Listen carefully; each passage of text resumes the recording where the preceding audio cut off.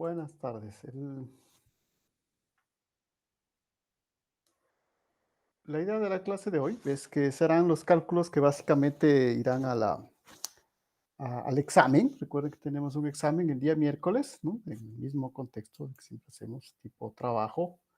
Pero bueno, la mayor parte de los cálculos serán de lo que vamos a hacer hoy día, ¿no? Entonces, por eso la importancia de tratar de detallarles todos los cálculos y irlos haciendo y no simplemente dejarles ahí para que ustedes prueben, ¿no? Sino, o sea, porque simplemente ponerles la fórmula y la respuesta, sino verdaderamente estar seguros de que se puede obtener esos números, los valores numéricos, porque pues, bueno, en este caso el examen va a tener unas preguntas con valores numéricos, entonces estar seguros de que se entiende bien las operaciones que estamos haciendo, ¿de acuerdo?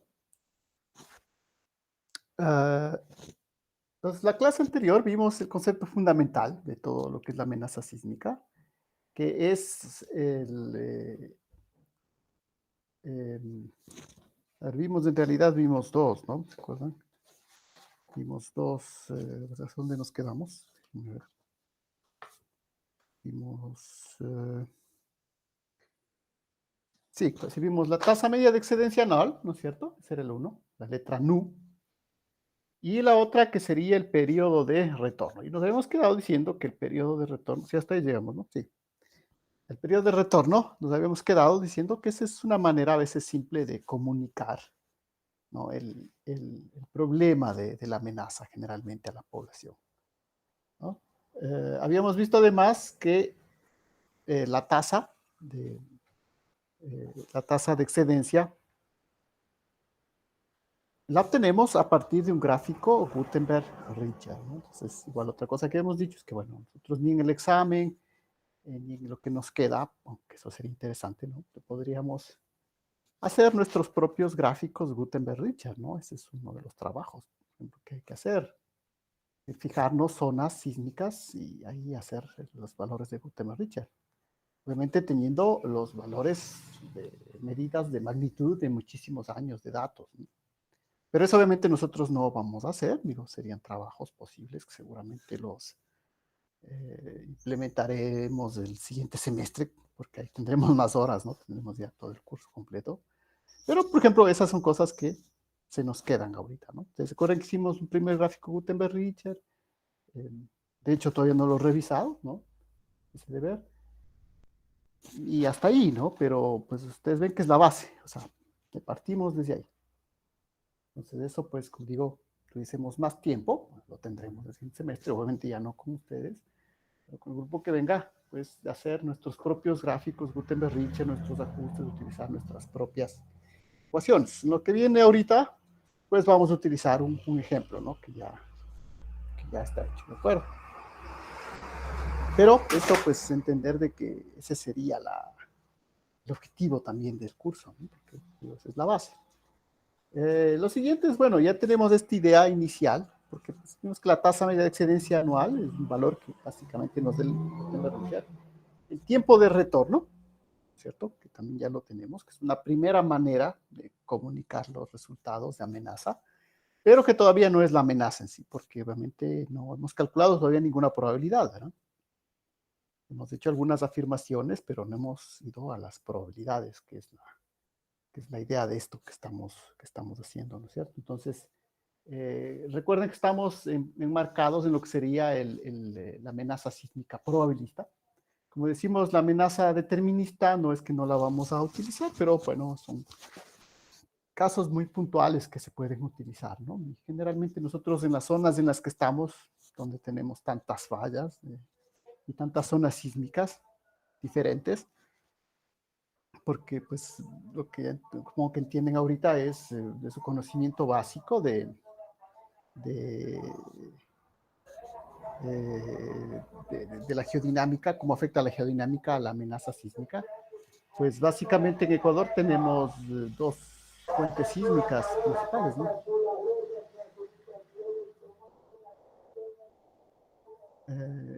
La una fuente, obviamente, es la fuente de las fallas corticales Pero también tenemos una fuente que viene de la subducción, ¿no? Y dependiendo en dónde estemos, puede ser más o menos importante, ¿no? Obviamente, generalmente si ya nos alejamos lo suficientemente de la costa, ya el ángulo de subducción es importante y obviamente ya no, esos terremotos de subducción, pues no representan determinada amenaza, pero, por ejemplo, puede haber zonas como la zona hacia el sur, en la frontera Perú, en la parte de Morona Santiago, ¿no? Ahí hay una parte en la cual la placa entra casi plana, ¿no? En la placa plana del Perú, y justo en esa parte empieza a doblarse, ¿no? Y a profundizarse.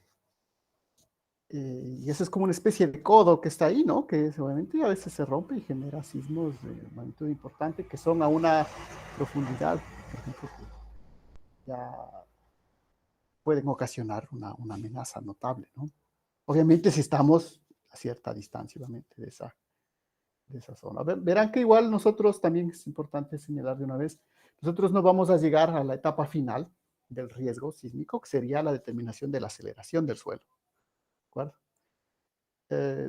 Si no es que no lo podamos hacer, pero pues, dentro de los objetivos que tenemos en esta materia, pues bueno, el proceso de llegar a una aceleración del suelo generalmente es un detalle que pues, se puede explorar ya más desde la geotecnia, ¿no? Ya es un valor muy preciso.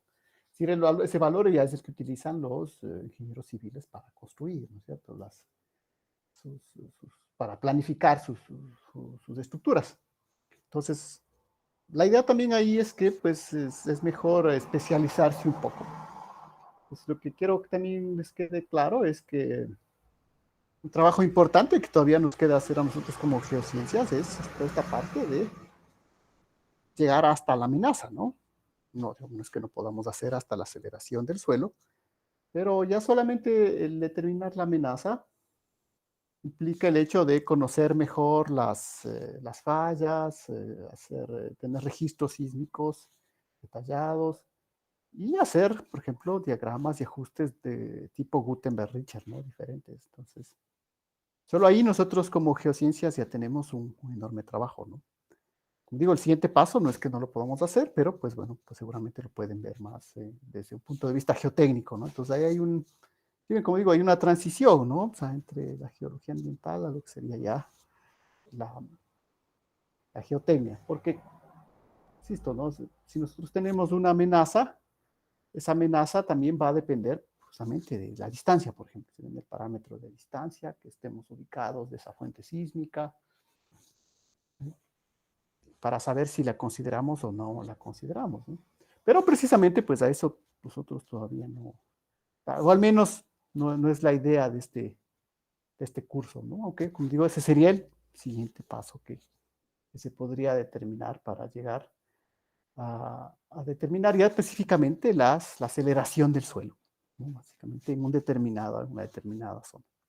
Pero como ya van a ver, lo que vamos a hacer hoy, que es la determinación de la amenaza, es decir, la probabilidad, pues ya es un trabajo de por sí bastante extenso que todavía nos toca hacer a nosotros, ¿no? Porque eso, si ven, eso, o sea, eso de la aceleración del suelo, pues ahí pueden, intervienen, por ejemplo, a veces los ingenieros civiles también, ¿no? O ingenieros geotécnicos que vienen del área civil. Pero, por ejemplo, reconocer una falla, saber si esta es activa, cuaternaria, si es strike slip. Si ven, eso un ingeniero civil no lo va a hacer, ¿no? No es su formación.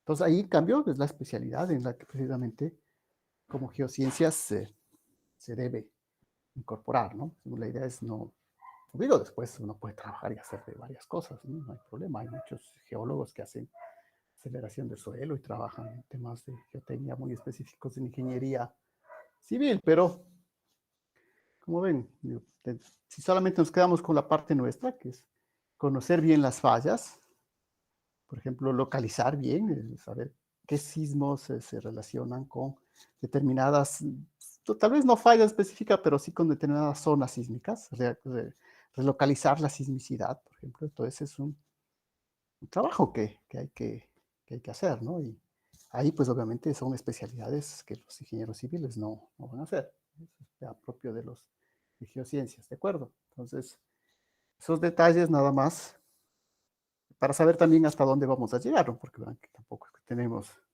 demasiadas clases y tampoco vamos a ver, el curso no es solamente de amenaza sísmica, ¿no? El curso es amenazas naturales. Ahorita estamos viendo la amenaza sísmica como introducción, pero ya van a ver que muchos de los temas que utilizamos aquí luego vamos a ir aplicando a las otras amenazas, ¿cierto? Entonces, como decía, ¿cómo vamos a tratar un punto de vista probabilista? Esa probabilidad inicial, ¿se acuerdan que hicimos el primer ejercicio? Es decir, la longitud de la falla. Bueno, es una primera forma, pero para determinar una probabilidad de sus cursos de estadística, ustedes tienen que conocer una función de distribución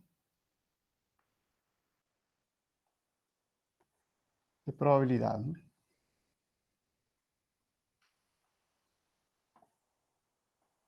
O FDP, ¿no? Función de distribución de probabilidad. Que de hecho, pues igual como cultura general, quizá vale decir, en realidad estas ya no son funciones, ¿no? Son distribuciones. Ahora, al nivel que nosotros trabajamos, son funciones, no nos hacemos demasiado lío, pero al menos saber que esta palabrita ahí, la distribución, ya nos da otro paso más en las matemáticas, ¿no? Pero para lo que nosotros hacemos, todavía lo tratamos como una función, así que todo lo que sabemos sobre funciones sirve aquí también, ¿no? Pero al menos conocer eso, ¿no? De que ya son distribuciones, son otro tipo de estructuras matemáticas. Entonces, esta función de distribución de probabilidad, aquí viene igual otra discusión. ¿Cuál es la función de distribución de probabilidad que obedecen los sismos?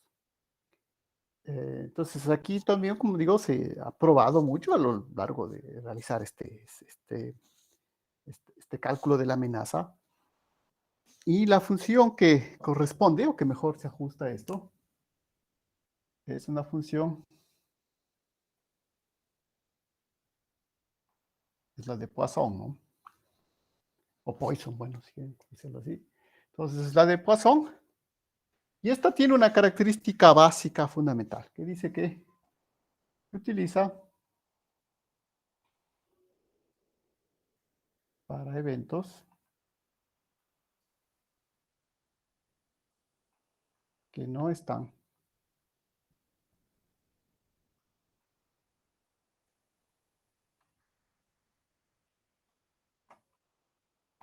entonces, si ven, esto es una suposición muy importante. ¿Qué quiere decir que no estén correlacionados entre sí? Bueno, que si cuando sucede un evento, el siguiente no tenga absolutamente nada que ver con el evento que acaba de suceder. Entonces, esto igual puede parecer contraintuitivo para, sobre todo, la primera discusión que tuvimos acerca de los sistemas complejos, pues decíamos, ¿no? Pero si es que estamos diciendo que justamente los sismos son sistemas complejos que están muy interrelacionados entre sí. Entonces, una vez más, aquí hay que pensarlo en función de la escala, ¿no? La idea es que nosotros tenemos, por ejemplo, una falla. Ustedes saben que cuando se produce un sismo, una falla, después del sismo se producen réplicas, ¿sí? Entonces, obviamente, lo que estamos considerando es que ese sismo y su réplica son las que están relacionadas, ¿de acuerdo? Y eso, obviamente, ese fenómeno así visto, como fenómeno complejo, no cumpliría una distribución de probabilidad de Poisson. Lo que estamos diciendo es que puede haber un sismo de magnitud 5 en una falla y después puede haber uno de magnitud 6 o uno de magnitud 7 o uno de magnitud 3. Entonces, ¿cuál es ahí la frontera entre saber si ese sismo es o no es una réplica del anterior? Por ejemplo, ahorita se discute mucho a partir del sismo de Pedernales. Hay un estudio muy interesante justamente publicado en Nature, en la revista Nature, que muestra que el sismo de Pedernales no es nada más que una consecuencia de un sismo fundamental que se produjo en el año 1908, ¿no? Que es el de mayor magnitud que se ha, se ha registrado aquí en la zona ecuatorial de Ecuador, lo que llamamos Ecuador, aunque esto justo estaba en la frontera con Colombia, ¿no? Y obviamente toda esa estructura de sismos, ¿no? En 1908, luego hubo uno muy similar al que fue en el 2016, hubo uno en Manabí, que fue en 1945. Obviamente con mucho menos impacto porque había mucho menos construcciones civiles, ¿no? Por ejemplo, en esa época Pedernales era un pequeño pueblito, ¿no? Si es que existía todavía. Cuando pasó esto ya era una ciudad, ¿eh? Importante. Que obviamente había crecido, ¿por qué? Porque justamente es una de las vías principales de comunicación entre la costa y la sierra, ¿no? Que la distancia más corta a la playa generalmente desde Quito es llegar a Pedernales, ¿sí? Es lo más rápido que hay. Entonces, obviamente, eso había hecho que Pedernales crezca, pero para el 45, sí, obviamente hubo daños, pero no fueron como los del 2016.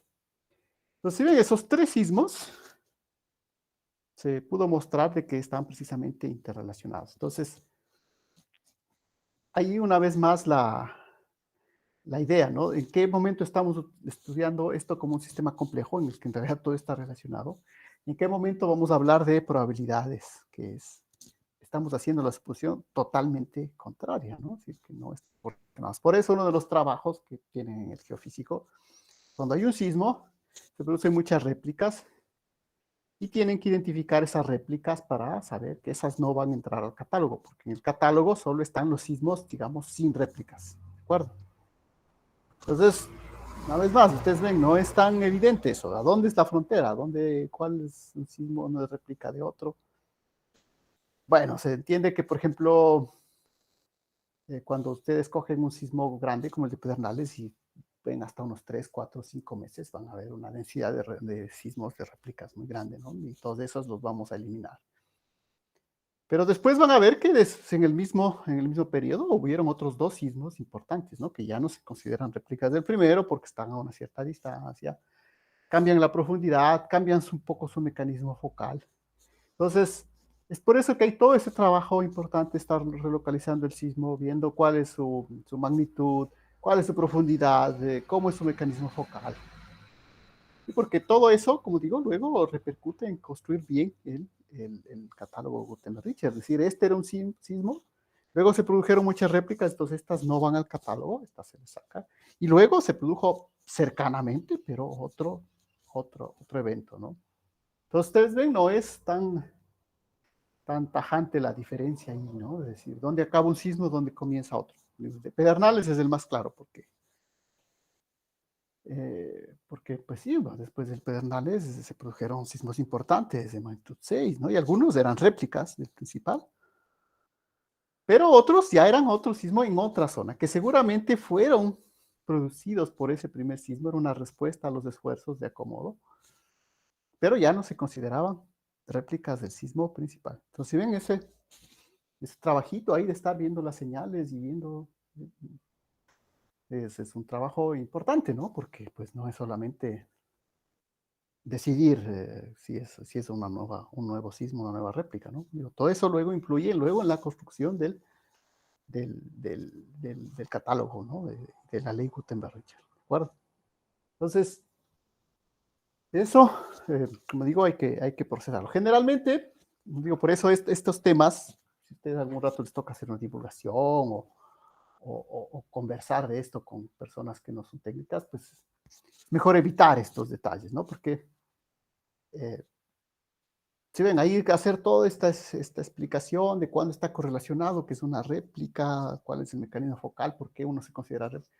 O sea, la gente lo que siempre tiene la tendencia a pensar es cómo van a predecir el siguiente sismo. O sea, si ven, ahorita hubo un sismo 5, mañana habrá uno de 6. Entonces, esa es la primera reacción de la mayor parte. Entonces, por eso estos detalles, a menos que la gente pregunte, obviamente, puede ser que alguien sepa de esto y pregunta. Probablemente no hay que ocultar la información, ¿no? Pero tampoco es lo más interesante toda esta discusión, ¿no? Pero, pues digo, es porque obviamente hay ciertas escalas en este proceso de cálculo de la probabilidad, ¿no? Que vamos a hacer. Entonces, este tipo de distribución de Poisson, que como les digo, te la revisaron ahí en su curso de estadística, que no es nuestro deber, no es hacer ¿cómo es? Un examen a su curso anterior, ¿no? O sea, muchas veces, que ahorita estamos haciendo una especie de, siempre, digamos, la primera la primera evaluación que estamos haciendo dentro de cada curso se considera una especie de evaluación, ¿no? De evaluación de conocimientos previos, pero no se trata este rato de ponernos un test para saber cuánto aprendieron de estadística, ¿no? O si tuvieron cuaderno, o vieron de tal libro, o si el profesor les caía más o menos bien. Eso pues, como digo, eso en la cátedra universitaria no cuenta, ¿no? ¿Verdad? O sea, aquí lo único que cuenta es, tal vez, no sé, en los colegios puede ser, pero en la universidad, ustedes llegaron a determinado curso, es porque aprobaron estadística y, bueno, lo aprobaron. O sea, no nos interesa con qué profesor lo hicieron, si lo hicieron así o...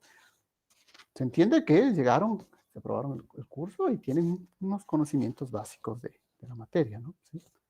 No es cuestión, como digo, de estar ahí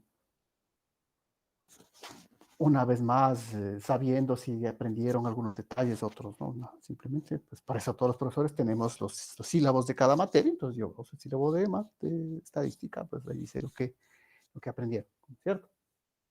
Entonces, eso obviamente no quita de que sí sería interesante hacer una introducción. De hecho, bueno, eso no lo haremos hoy, pero en la siguiente clase tendremos que recordar algunos temas de estadística, ¿sí? Básica, porque yo sé que los vieron, o sea, yo sé que los vieron, pero seguramente ya se olvidaron. Entonces necesitamos de esos temas. Obviamente, una vez más, si tuviésemos todo el tiempo, estaríamos en el curso completo, seguramente sí haríamos una introducción, o volveríamos a recordar, por ejemplo, más sobre la FDP, cómo se relaciona la FDP con la probabilidad, calcular una integral bajo la curva. ¿De acuerdo? Entonces,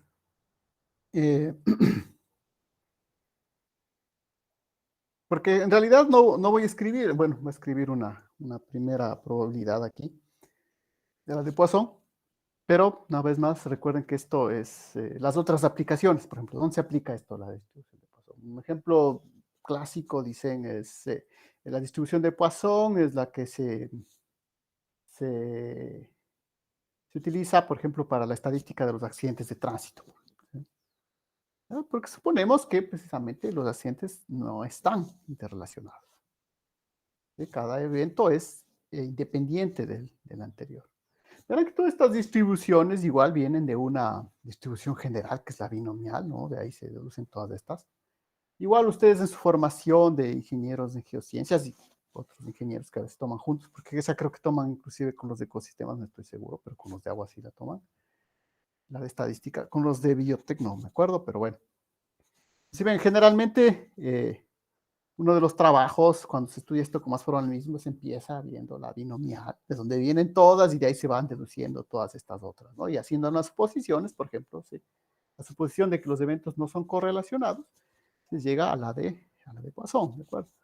Pero generalmente a nuestro nivel, o sea, digamos, a las ingenierías que estamos estudiando, no son necesariamente todas esas deducciones. Lo que sí necesitamos es que al menos se acuerden de lo que era una probabilidad y cómo a partir de la función de distribución calculábamos la probabilidad. Bueno, la fórmula no sé si se acuerdan, pero ese, por ejemplo, es un típico caso, ejemplo de la de Poisson, ¿no? Los accidentes de tránsito.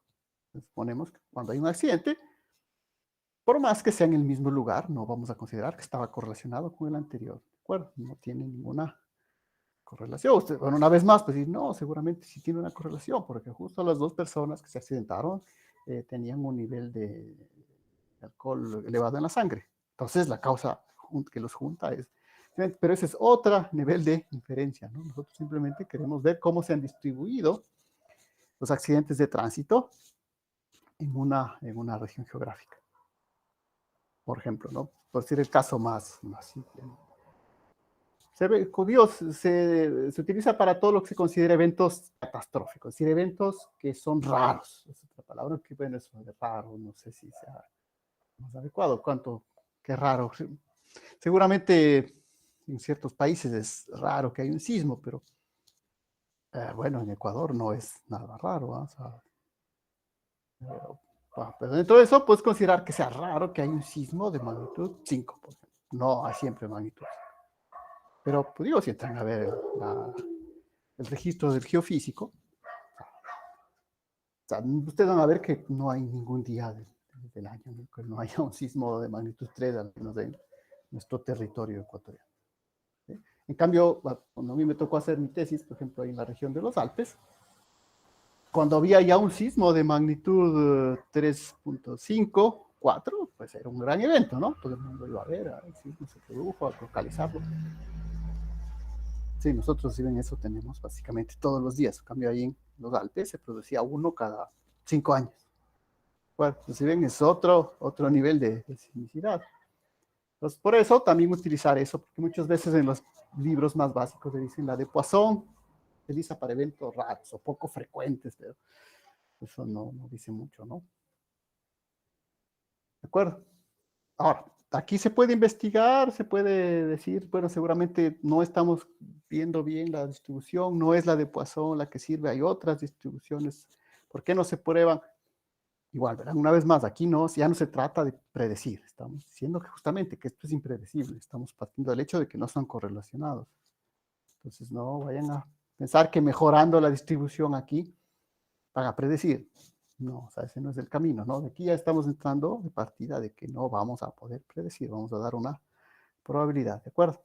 Como les digo, si todavía piensan en la predicción, hay que hacer unos pasos atrás, ir a la ley de Gutenberg-Richter, ¿no? Ahí están los problemas de predicción. Acá ya vamos a dar la probabilidad, que es lo que a la final sirve, en realidad es lo que a la final da el dinero, ¿no? O sea, a la gente que le contratan a hacer esto es donde vienen es a aplicar sus conocimientos, es en esto.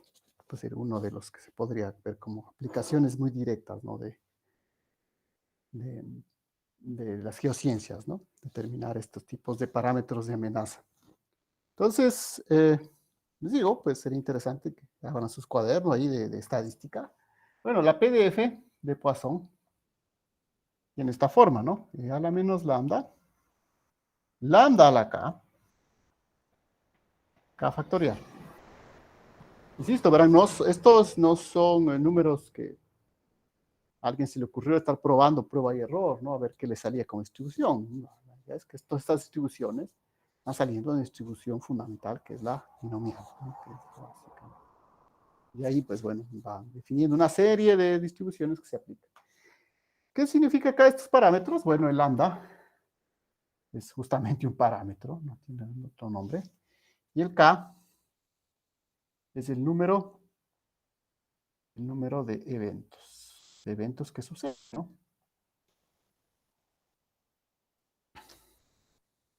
Aquí yo le he puesto justamente si se usa para eventos únicos. Bueno, puede ser otra definición, que no están correlacionados, pero quería quedarme con el no están correlacionados. En el caso, ahora sí, para los sismos, nuestro parámetro, lambda, va a ser igual a T por la tasa de excedencia. Vamos, aquí es donde viene la tasa de excelencia. Verán que igual le pongo este T, no confundirán con el T mayúscula que terminamos calculando la anterior clase, que es la tasa de recurrencia o el tiempo de recurrencia anual. Eso, vamos a ver, ¿no? De hecho, a este T, bueno, ya sabemos, ya no lo voy a repetir, el nu que es lo que es, pero el T, conocemos como el tiempo de exposición. De exposición. Como les digo, no es el periodo de recurrencia, ¿no? Es otro. Vamos a ver de dónde sale eso. Entonces, la tasa media de excedencia anual, recuerden que le vamos a escribir de esta manera, nu, m, en realidad representa todas las magnitudes mayores que una magnitud de base asterisco, ¿no? Entonces, recuerden, ¿no? Todas las magnitudes mayores que la magnitud m asterisco, que puede ser 5, 6. Entonces, eso, recuerden, sobre todo, no sé, los que no estuvieron en la clase anterior, bueno, ese parámetro ya lo explicamos, creo que es suficiente. Entonces, reemplazamos esto en nuestra probabilidad de Poisson.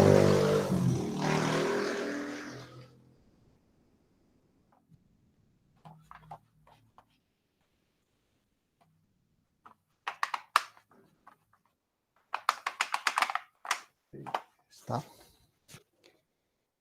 Como les digo, ¿no? A veces, si ves que a veces unas clases las decimos con muchas diapositivas, otras decimos un poco mezclado. Bueno, esta básicamente van a ver que son cálculos aquí en la pizarra, ¿no? Varias cosas que tenemos que calcular. Una vez más, verán que tampoco estamos haciendo toda la matemática, ¿no? Porque estamos definiendo de dónde vino esto. Entonces, tampoco, pero tampoco simplemente vamos a poner la fórmula, ¿no? Esa no es la idea de esto. Igual, no tenemos que hacer tantas deducciones como hacemos en las otras dos materias, porque aquí es más aplicado.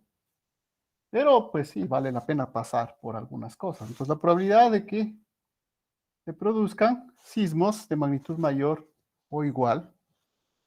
Entonces, aquí voy a reemplazar, ya no lo voy a escribir así con este E, sino voy a escribir exp, ¿no? Que es más fácil. Menos T por nu m por T nu m elevado a la K. Entonces, verán que se cae el número de eventos sobre K. De hecho, ya no vamos a llamarle K, ¿no? Vamos a llamarle N. N, N. Donde N es el número de sismos, ¿no? Entonces, veamos ya, básicamente esta es la fórmula. No le subrayo porque van a ver que esta todavía es la parte matemática, no es la parte totalmente ya práctica. Pero, pues bueno, esa deberíamos saberla. Así que quizás se explica mejor con unos, o hacemos una primera explicación. No sé si esto tenía punta. Sí. Vamos a hacer un pequeño ejemplo.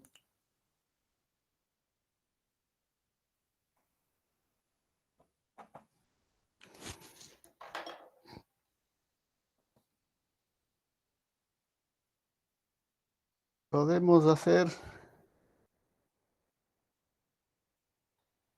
por ejemplo, la probabilidad. Calcular la probabilidad. Es decir, la amenaza, voy a ponerle entre paréntesis, vamos a calcular la amenaza. Entonces, una vez más, verán que aquí vamos a estar utilizando las dos palabras, ¿no? Probabilidad, amenaza, lo mismo, ¿no? Entonces, calcular la probabilidad o la amenaza sísmica de observar un terremoto. Voy a poner un poco de tinta a esto porque...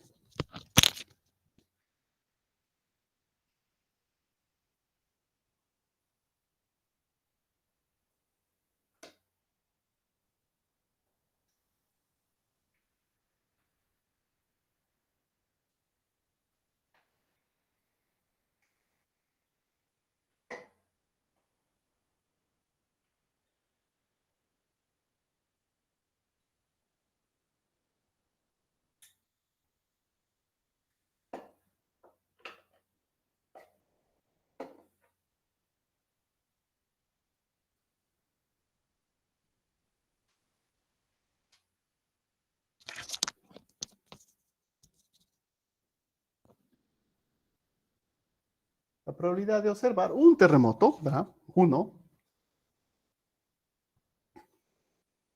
Un terremoto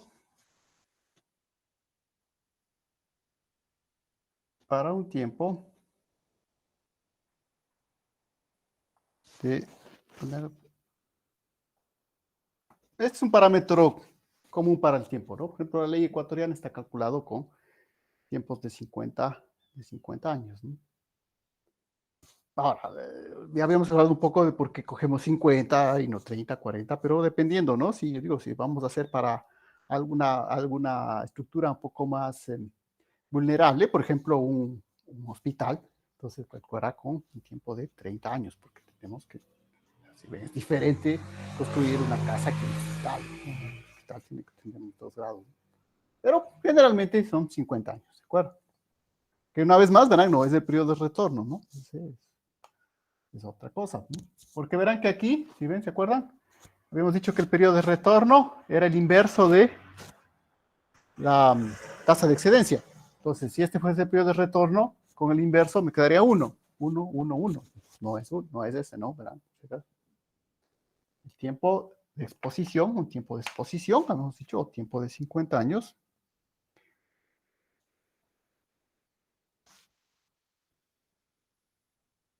Obviamente necesitamos, ¿no? Pues para un sismo, tiempo de 50 años, ¿qué me falta? Obviamente me falta que me den este dato. Este dato, recuerden dónde viene, viene de la ley Gutenberg-Richter. O veo en el gráfico o saco de la ecuación que me ha dado la ley Gutenberg-Richter. Suponer que en este caso, obviamente, este es un dato que me dan. Como dato me dicen que esto vale, obviamente, bueno, para un tiempo de 50 años, un terremoto. Perdón, aquí falta, no, escribamos bien. No, aquí falta, es que falta. No, falta el dato, falta la magnitud. ¿Un terremoto de cuánto? Para un terremoto de magnitud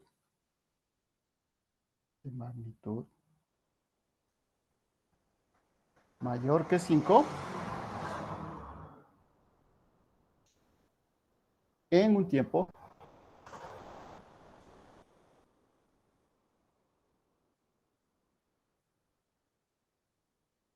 de 50 años. Obviamente, como dato, nos dicen que este nu de m mayor que 5 ha sido calculado y vale 0.225. ¿De acuerdo? Una vez más, verán que esto saco, o sea, reemplazando en la ley de Gutenberg-Richter, o sea, viendo en el gráfico, ¿no? Generalmente va a ser más fácil de sacar de la ley Gutenberg-Richter. ¿De acuerdo? Entonces, bueno, simplemente tenemos que reemplazar, ¿no? ¿Verán? Los datos, no es complicado, hay que reemplazar.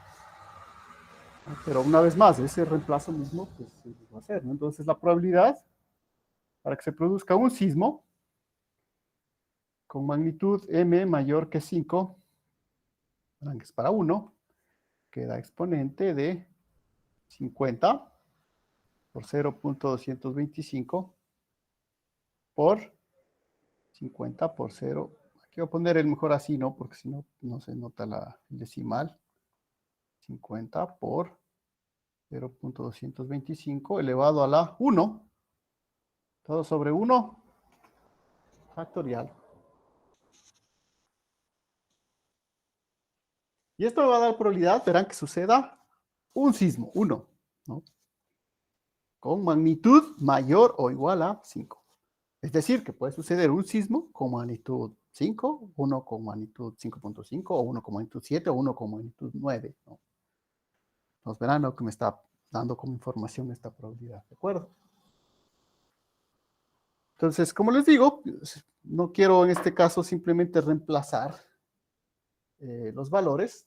A ver, no lo voy a hacer en todos los casos porque, digo, es un reemplazo de calculadora, ¿no? Pero, insisto, si estuviésemos en la clase normal, yo les pediría que ustedes con sus calculadoras hagan esta operación, estén seguros de que funciona. No debería haber problema, yo sé que no debería haber, pero es lo que hay que hacer, ¿de acuerdo? Entonces, ¿cuánto sale eso de ahí? Voy a darle 1. Entonces, en esta dinámica que estamos, pues no funciona eso. ¿No? Decirles que hagan ustedes, no digo, no tiene sentido. Entonces, en este caso sí, yo voy a hacer al menos, como digo, no voy a hacer todas, ya vamos a ver que vamos a hacer muchos de estos cálculos. Voy a utilizar la calculadora del Google, ¿no? Por si acaso, por si alguien. Entonces voy a poner, y en este caso sí vale la pena. Sí, yo digo, yo sé que es algo muy, que se ha quedado abierto aquí. Yo sé que es algo elemental, pero sí vale la pena hacerlo.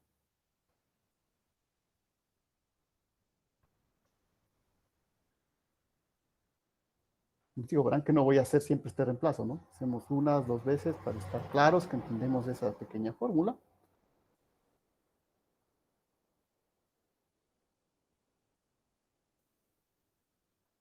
Bueno, supongamos que voy a utilizar la calculadora de Google, entonces me dice, verán aquí, ¿no? Por si acaso, miren, de entrada. Si ven que yo estoy utilizando este X, verán que no es el X, es este, ¿no? ¿De acuerdo? No, si solamente me da el 1. Entonces, si ven, cada calculadora tiene eh, su forma de trabajar. Yo simplemente por el momento he abierto esto para ver, nada más. Supongo que me toca trabajar con esto. Yo sinceramente no haría. Pero pues suponiendo que me toca trabajar con esta calculadora, pues verán, ¿no? La idea es utilizar esto, ¿no? A ver, vamos a borrar. Entonces sería, en cada uno, es E elevado, ahí sí, ¿no? Es E elevado, x de menos 50. Entonces verán, ¿no? Les insisto, este x de acá es para la notación científica, ¿no? Entonces, por eso les digo, o sea, no es que sea difícil, pero cada calculadora, cada tiene sus palabras ahí. Entonces, hay que practicar. X de menos 50. Por eso les hago esto, porque ya me ha sucedido que después de los exámenes, lo que reclaman es que dicen, es que yo hice con esta calculadora y ahí dice que es X para sí. No, entonces, ¿no? O sea, por eso mismo estamos haciendo, ¿no? Para estar claros de qué es lo que queremos hacer. Estamos elevando E a la menos 50. 0.025, cierro paréntesis. Aquí está elevado a la 1, ¿no? No hay problema. Pero de todas maneras, yo le voy a poner esto otra vez. Ops, no, esto no estamos. Por eh, paréntesis, ya mejor así, ¿no? 50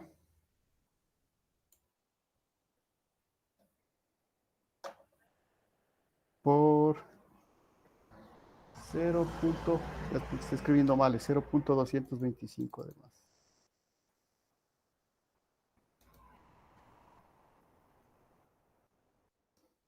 Ahí está el problema de esta máquina, ¿no? Permita ir muy fácil hacia atrás. Pero bueno, vamos a ver. Como les digo, la idea es por eso, supongo que vamos a hacer con lo primero que sale, ¿no? Con esto. Eh, ahora sí, 50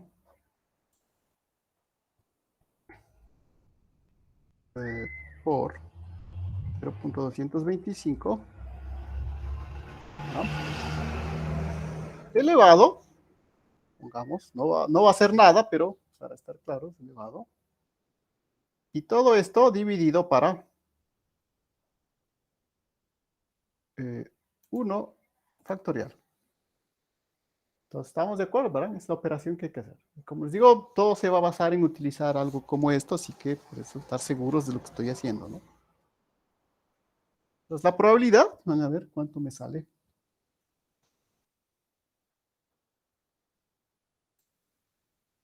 Entonces, me sale 0.001, ¿no? 0.001. No, son 3 ceros.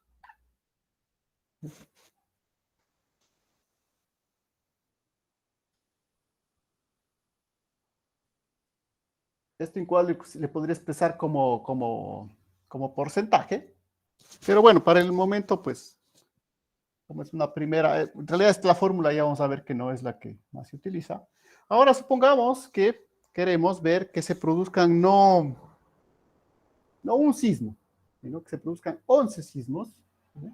11 sismos de magnitud mayor que 5. Pues va a ser exactamente lo mismo, nada más que aquí va a estar esto elevado a la 11 y esto elevado a la 11. Perdón, esto a la 11 factorial. ¿Sí? ¿Cómo me queda esto acá?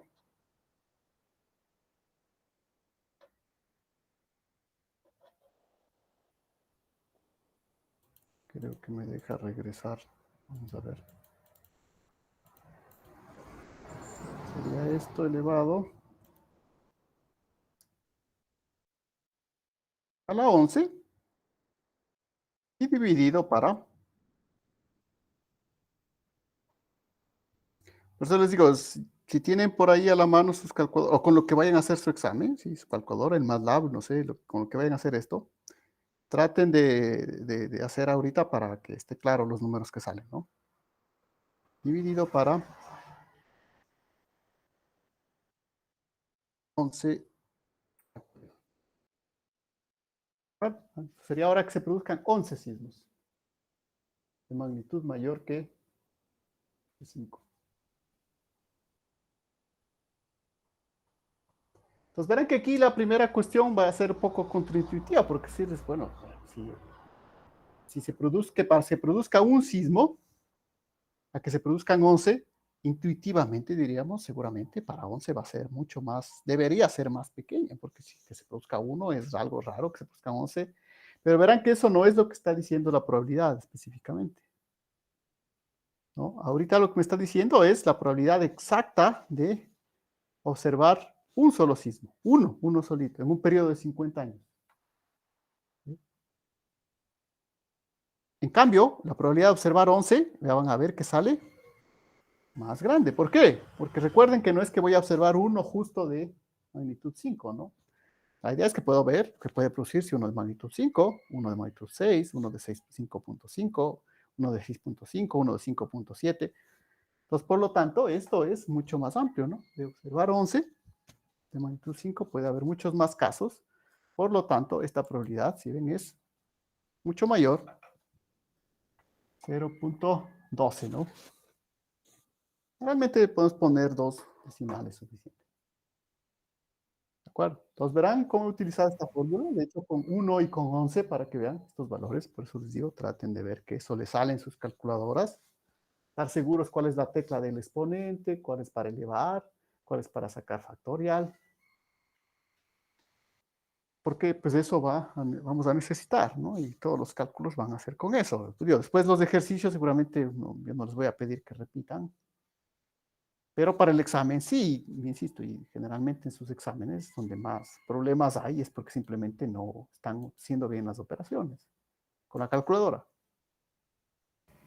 Profe, pero en ese valor que obtenemos del Gucci, de ese nombre es raro, ahí no especificamos, ajá, ahí no especificamos que es para eventos de magnitud 5.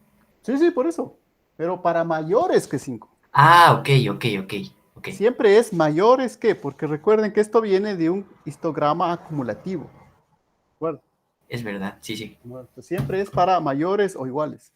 Entonces aquí deberíamos poner la doble rayita esa, pero generalmente no se pone ahí porque como está expuesto como subíndice, ya entendemos de que siempre es para cualquier evento mayor que 5. Entonces, estas son las amenazas. Ya vamos a ver que todavía no. Digamos, es una primera forma de cuantificar la amenaza, pero no es en realidad lo que finalmente nos permite encontrar esto de ya un parámetro que verdaderamente podamos dar como amenaza, ¿cierto? Entonces, en este caso, nosotros lo que vamos a necesitar, como digo, esto lo hago más para ver cómo reemplazar en la fórmula.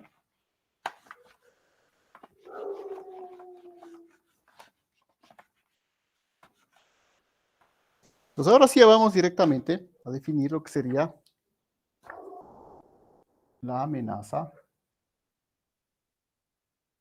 sísmica. Que sí, está basado en esto, ¿no? Nada más.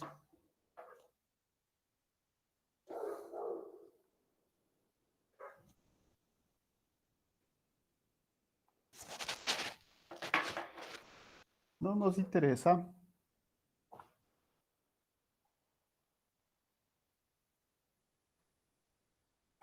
que se produzcan N terremotos, ¿no? Es suficiente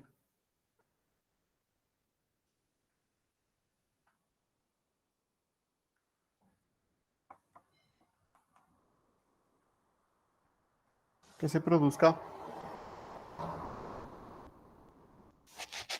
es uno, ¿no? Porque si es uno, se reemplazaremos con uno, que se produzca al menos un terremoto. Entonces, la amenaza lo que cuantifica es esto, que se produzca al menos uno. ¿Sí? Por eso les digo la diferencia, ¿no? A veces no es tan evidente en principio. Este es que se produzca uno, justo uno, con magnitud 5. Este es que se produzcan 11 con magnitud mayor que 5. La amenaza no le interesa que se produzcan 1 ni 11. Dice que al menos 1. ¿Sí ven la diferencia? Entonces es al menos 1. Nosotros le tenemos que traducir a ecuaciones. Y obviamente, bueno, a esta probabilidad también se le conoce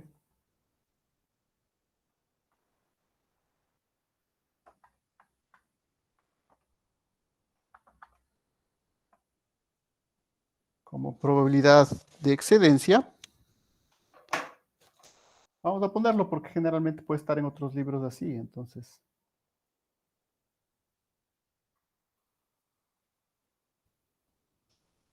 De excedencia.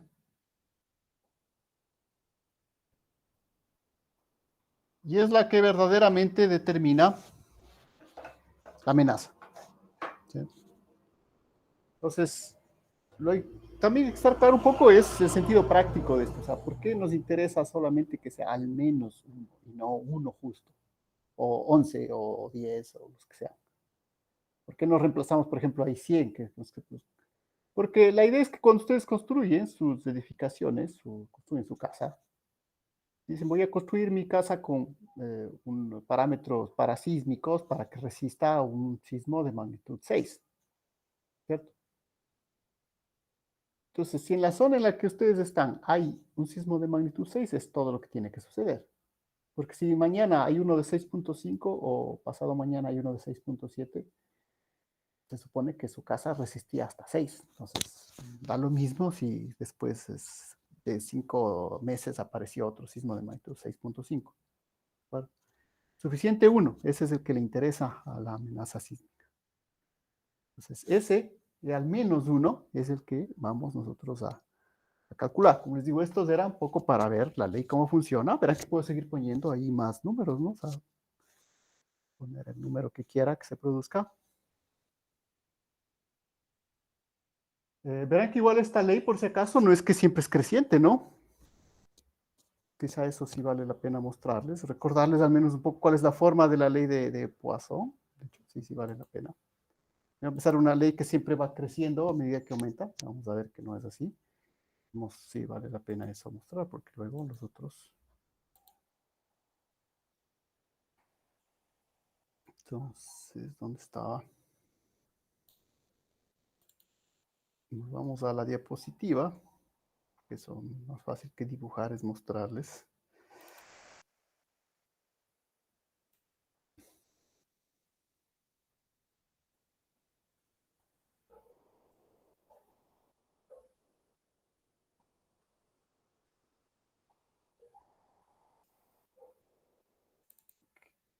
Bien, bien.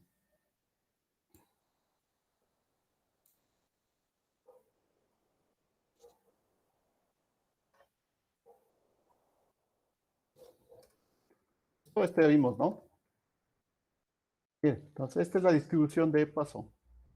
Ustedes, justamente es con esta que estamos trabajando, por si acaso, ¿no? Estos datos.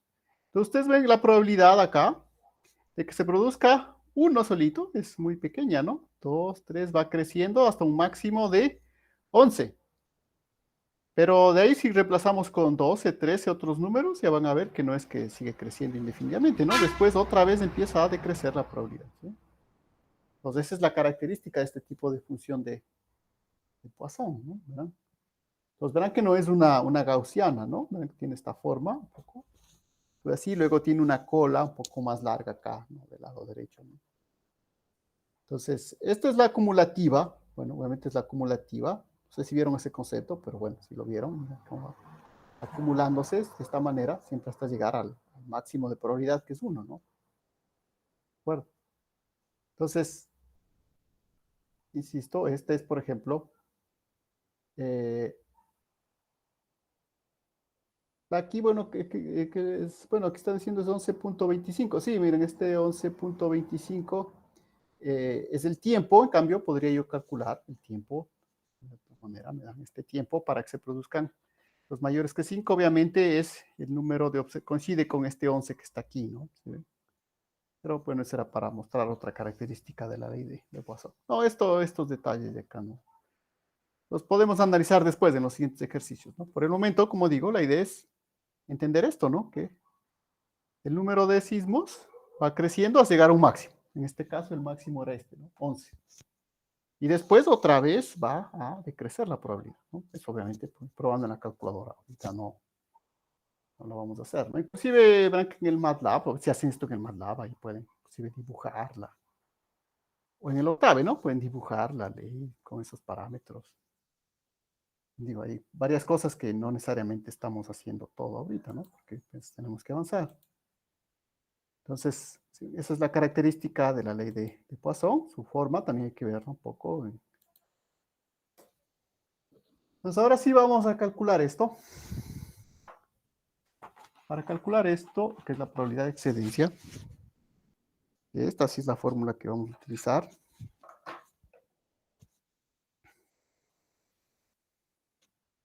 Probabilidad de que se produzca al menos uno. No voy a escribir todo eso porque si no ya voy a escribir de esta manera nomás. Lo puedo calcular de la siguiente manera. Puedo calcular la probabilidad total de que se produzcan todos. ¿Cuál es la probabilidad de que se produzcan todos los sismos? 1. ¿Sí? Ahí se produjeron todos los sismos. Y le voy a restar la probabilidad de que no se produzca ningún sismo. Entonces, es la manera de calcular una probabilidad de excedencia. Algunas otras leyes que seguramente, o reglas que seguramente vieron en su curso de estadística, ¿no? Pero, le repito, es simple, ¿no? Tenemos la probabilidad de que se produzcan todos, la probabilidad de que no se produzca ninguno. Para calcular la probabilidad de que no se produzca ninguno, reemplazo en mi fórmula de hace un rato con n igual a 0. Vamos a reemplazarle, no importa.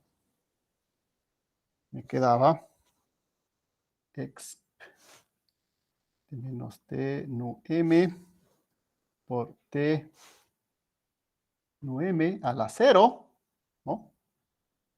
Sobre 0 factorial. Y ahora sí, finalmente, esta es la probabilidad que me va a dar la amenaza sísmica. 1 menos 0 factorial es 1, esto, ¿sí ven? T a la m, cualquier cosa elevado a la 0 me da 1, pues simplemente me queda menos x de menos t nu m. Este valor, que es la probabilidad de excedencia, es la que me va a dar, pues finalmente mi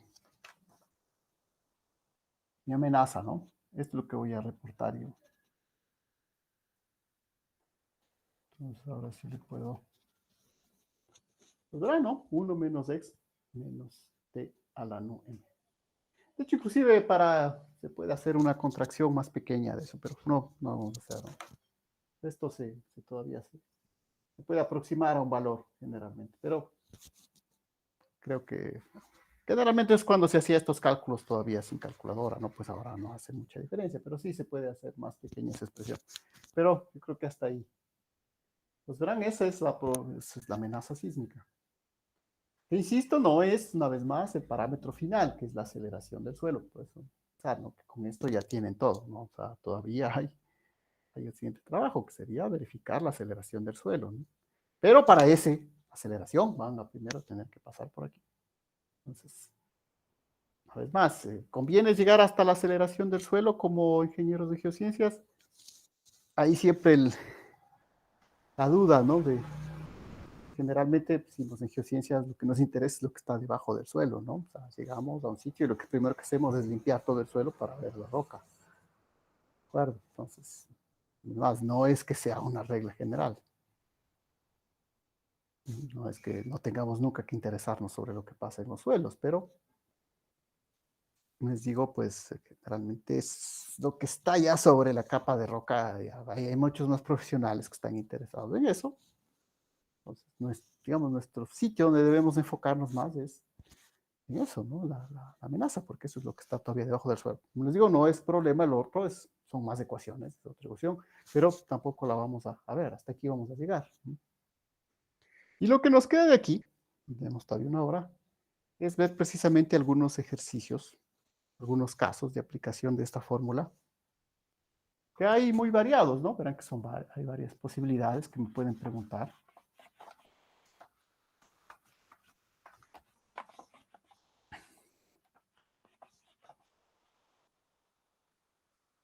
Pero una vez más, pues la idea es, digo que sobre eso irá el examen, ¿no? Esta nota de examen, este trabajo que será el día miércoles, lo haremos utilizando esa fórmula de ahí, ¿de acuerdo? Ya les voy a mostrar cómo funciona, obviamente, ¿no? Por ejemplo, yo puedo también a veces necesitaré despejar esto, ¿no? Algo que me puede, generalmente aquí me van a dar la tasa media de excedencia y me van a pedir la probabilidad. Pero pues también pueden darme la probabilidad y pedirme la tasa de excedencia, ¿no? Empecemos por el caso más simple, ¿no? Pues calcular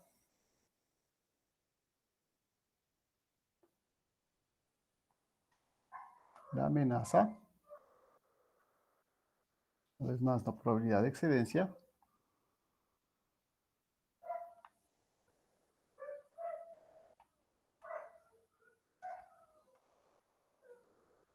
para un sismo. Verán que ahora sí ya me interesa uno nomás, ¿no? Un sismo, pero al menos uno, recuerden, ¿no? Que no era uno, sino al menos uno, la diferencia.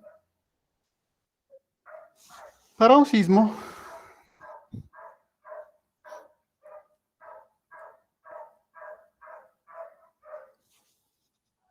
de magnitud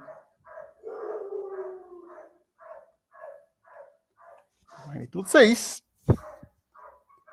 si ustedes quieren hacer más claros, de magnitud mayor o igual a 6, ¿no?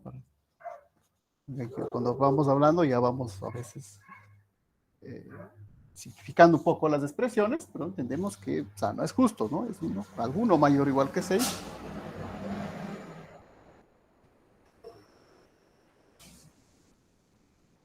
Y la tasa media de excedencia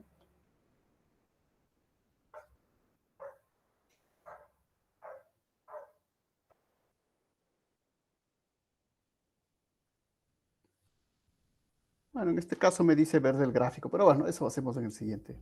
Vamos, supongamos que en este caso me han puesto directamente. Me han dado de dato que la tasa media de excedencia vale 2.1 por 10 a la menos 3. Entonces, es todo, ¿no? Tengo que calcular utilizando esta fórmula. La probabilidad de que haya al menos 1 mayor que 6 es igual a 1 menos x. Una vez más, me falta algo, ¿no? Me falta para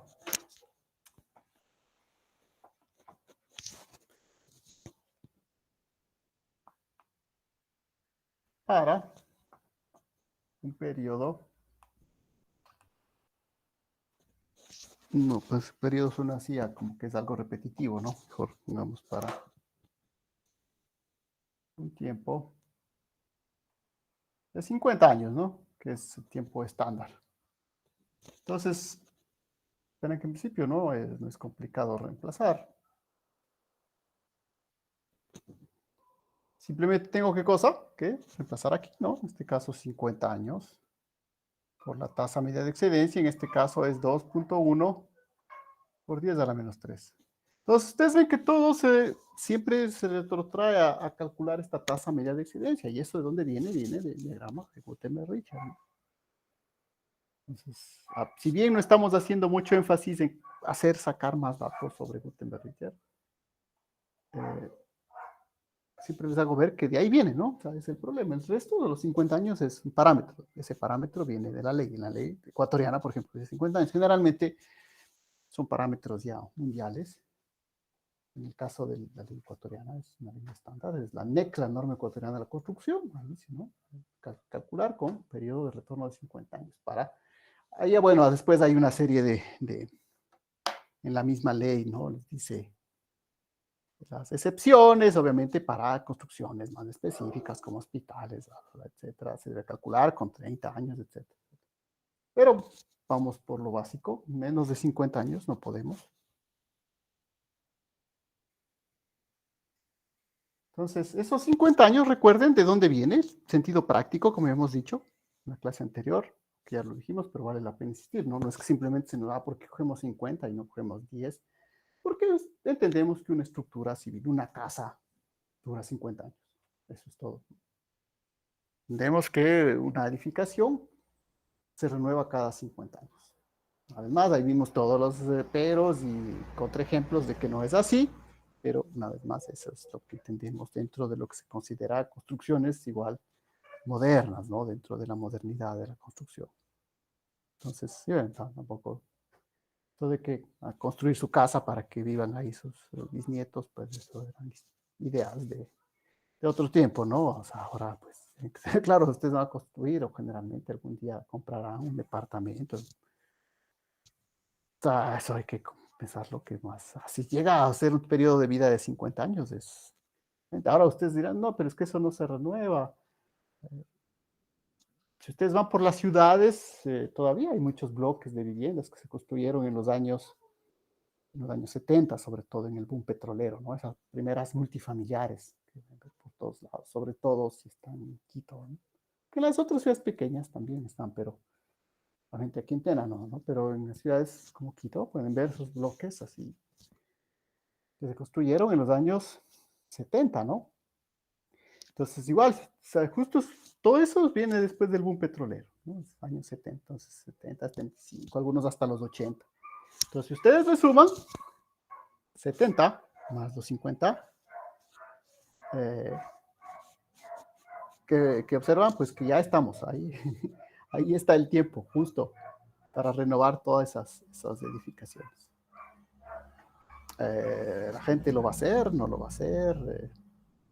Bueno, ustedes ya tienen la primera idea de que a 50 años, todas esas construcciones, esas primeras multifamiliares que se construyeron a partir de eso, que dio esa imagen moderna de las ciudades, pues bueno, ya llegó a su tiempo límite, 50 años. Ya deberían pensar en ser demolidas y reconstruidas, ¿no? Y seguimos verdaderamente las normas internacionales.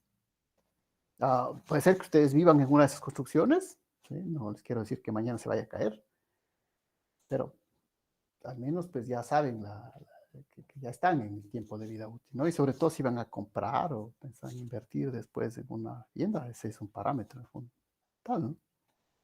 Entonces, esos famosos, porque justo ahorita nosotros ya empezamos a ese problema de los 50 años, ¿no? Sí, justo estamos en los años 50 años después del boom petrolero. Entonces, todas esas casas multifamiliares que se construyeron, y ese es el gran problema que le viene, sobre todo a ciudades como Quito. En Guayaquil se construyeron menos, ¿no? Hay que ser sincero. En Quito se construyeron muchos más de este tipo de estructuras multifamiliares que se llamaron, que sobre todo son los famosos barrios residenciales de Quito. O sea, les hablo de Quito porque, bueno, es lo que seguramente más conozcan, ¿no? Pero los famosos barrios residenciales del norte de Quito, aunque también hay en el sur, en la ruta por el sur hay varias de estas construcciones. Igual no todas coinciden con los 50 años, no quiero decir que todas esas se deban ya derruir y volver a construir, pero si ustedes quieren, por ahí debería comenzar el esfuerzo constructor, ¿no? Que generalmente dinamiza la economía, pero obviamente para hacer eso hay que hacer una inyección de dinero, de capitales, eso pues ya es. Pero ustedes ven, hay una necesidad de renovación, va a empezar por ahí, porque ya estamos en el periodo, ¿sí? 50 años. Una vez más, no quiere decir que todas hayan sido construidas hace 50 años, pero algunas y buena parte de esas edificaciones modernas, de lo que se llama la modernidad de Quito, pues ya tienen esos 50 años, ¿no? Que manda la ley. Entonces, cuestión de empezar a preocuparse, porque tampoco es decir, es que yo no vivo ahí, ¿no? No hay ningún problema. Esa no es la solución, porque el momento en que haya un sismo, o si justo estaba visitando a un amigo por ahí, o para su mala suerte, ahí justo ahí funcionaba una oficina y justo ahí estaba haciendo un trámite ese día, ¿no? O justo ahí funciona un banco, o ¿qué? Ahí funcionaba una panadería, estaba comprando el pan. Entonces, eso de decir, bueno, es que como yo no vivo ahí, no es mi problema. No, o sea, es problemas de las ciudades, ¿sí? Ya son problemas globales que hay que pensarlos como un todo, ¿sí? Porque no es cuestión de decir, bueno, ahí ya veo que eso se va a caer, cojo mis cosas y me voy a vivir a otro lado. No, o sea, eso no resuelve absolutamente nada el problema, ¿no? Quizá pueda salvar su vida, ¿no? En ese momento del sismo grande, pero el colapso de la ciudad no va a salvar, ¿no? Entonces, bueno, son problemas ya muy específicos, obviamente, les estoy poniendo el caso de Quito. Aquí en el Tena, por ejemplo, que me voy a vivir, seguramente tenemos la posibilidad de no preocuparnos todavía por eso, ¿no? Pero ciudades grandes como Quito, ese es un problema, ¿no? Entonces, les digo, hay mucha gente de los compañeros que viven ahí, pues bueno, y bueno, es algo que se discute, ¿no? Por si acaso, no es algo que no se sepa, pero bueno, generalmente es en los medios técnicos, ¿no? Gente que está muy implicada en eso, conoce este detalle de los famosos 50 años que se nos acercan. O algunos ya seguramente ya los pasaron, ¿no? Entonces, eso, recuerden por qué son esos 50 años, una vez más, no es un número escogido así porque sí. Y obviamente este, pues, es el que nosotros damos, ¿no? Sí, este es nuestro trabajo. Ustedes quieren este de aquí, es el que va. Ese es el trabajo de las de geociencias. Bueno, hacemos ese cálculo, una vez más. Creo que ya no es el último que les voy a hacer, por si acaso, para estar seguros de que sí, efectivamente, todo va bien en esos cálculos, ¿no?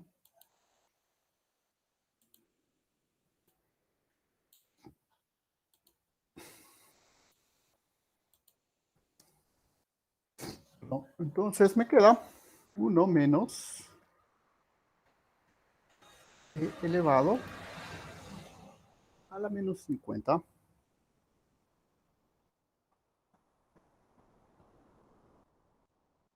por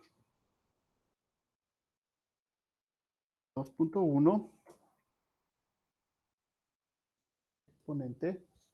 Entonces aquí es otra cuestión, verán, solamente en poner este exponente de acá no hay que poner 2.1, pues por eso les digo, eso no es un curso para saber utilizar la calculadora, ¿no? Yo les recomiendo de que hagan estos cálculos, ¿no? Verán, se escribe así, ¿no? 2.1 10 a la menos 3 en esta calculadora.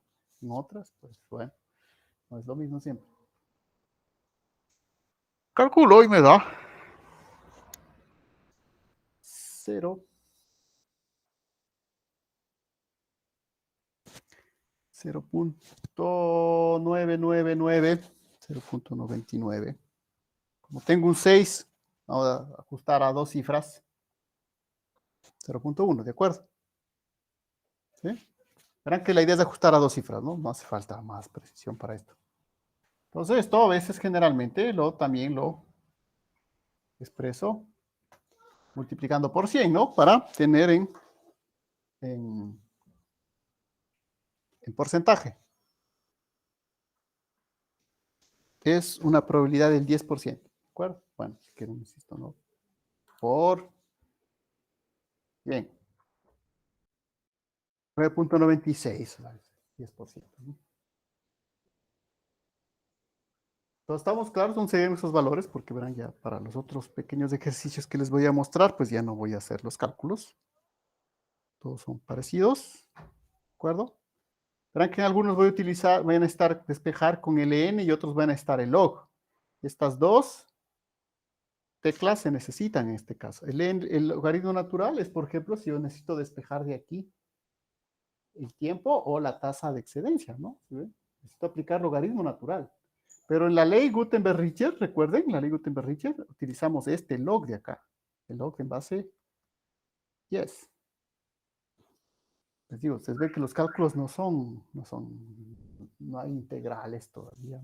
Bueno, en realidad está un integral aquí, ¿no? Esto es un integral, en realidad, nada más que en el caso de la de Poisson, pues esa integral se expresa ya como una fórmula, no hemos visto tampoco toda la función de distribución de probabilidad, la integral, etcétera, el área bajo la curva, todo eso, pues ya tenemos la fórmula, simplemente reemplazamos el Poisson. Pero aún así, pues si ven, hay detalles como estos que por eso les pido que revisen bien antes de hacer los cálculos, ¿no? Entonces, es la probabilidad, en este caso, de un 10%. Una vez más, ¿qué se considera, qué se considera eh, aceptable dentro de probabilidad?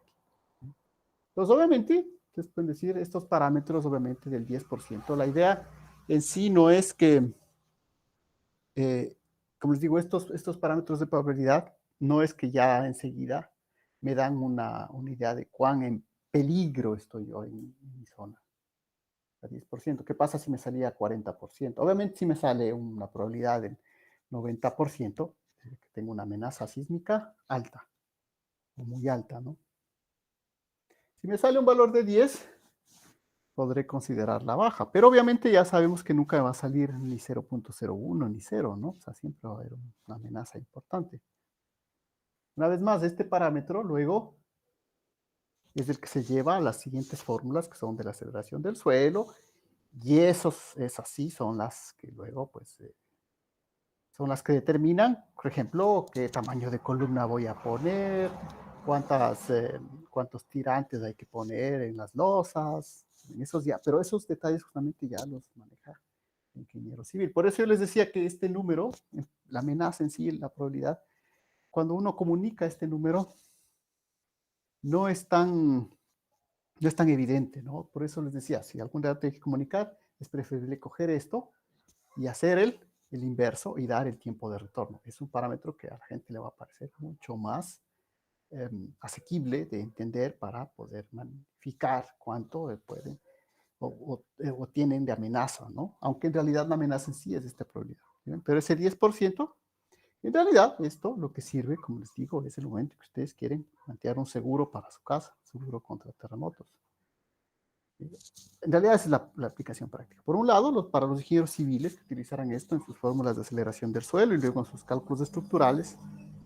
Y obviamente, si esto es más alto, es más varilla, más concreto, más hormigón armado, por lo tanto, más caro. ¿Cierto?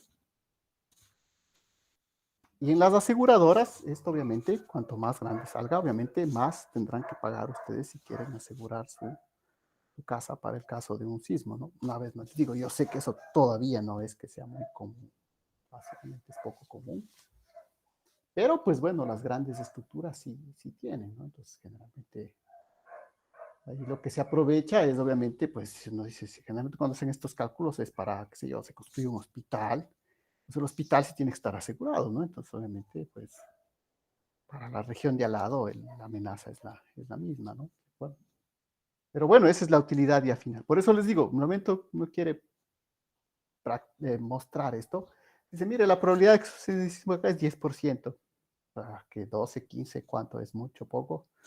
No es la mejor manera de comunicar. Mejor coger este valor, ¿se acuerdan? Y sacarle el inverso.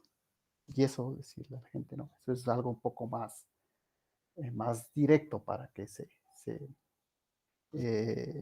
concientice del grado de amenaza que tiene, ¿no? Entonces, obviamente sabemos que aquí a nivel de Ecuador, pues bueno, la amenaza es básicamente alta, tirando a muy alta en todo el territorio. La única ciudad que está lejos de esa amenaza alta es La Guardia.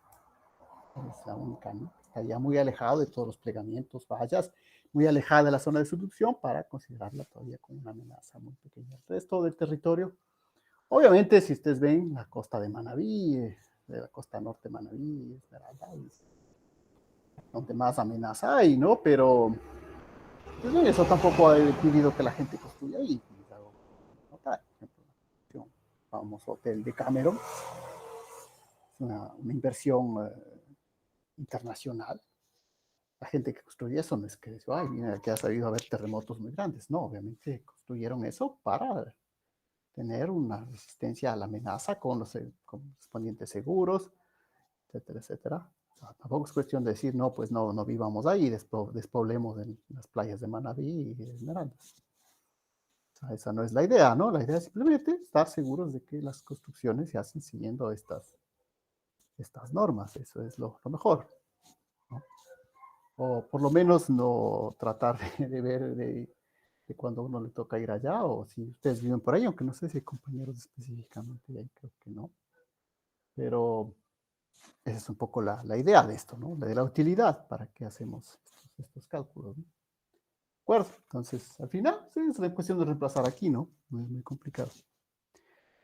Bien, entonces, como les insisto, esta es la fórmula de base que utilizarán para el pequeño ejercicio del examen. ¿Sí? Obviamente las preguntas que se pueden hacer pues son muy variadas. Tenemos todavía unos 30 minutos, así que les voy a mostrar. Bueno, es la pregunta básica, ¿no? ¿Sí? Me dan la tasa de excedencia anual para determinada. Verán que la magnitud ya no entra aquí, ¿no? ¿Sí ven que no entra el valor de magnitud? Eso está considerado ya acá, ¿no? Y esto generalmente son, pues, 50 años, entonces no hay mucho. Bueno, terminemos haciendo unos dos cálculos, porque no es ejercicio, sino unos dos cálculos más para ver las diversas preguntas que podemos plantearnos con esto.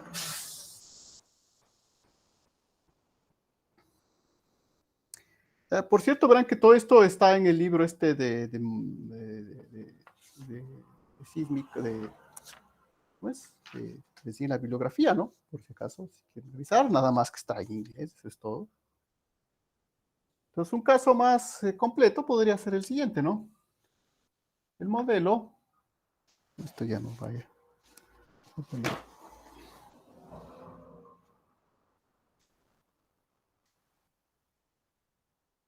El modelo quiere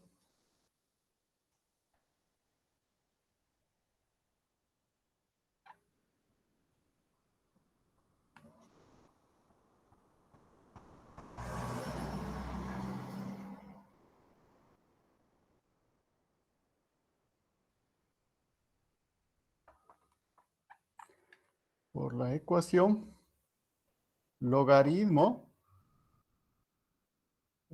log en base 10 no m igual a 4 menos m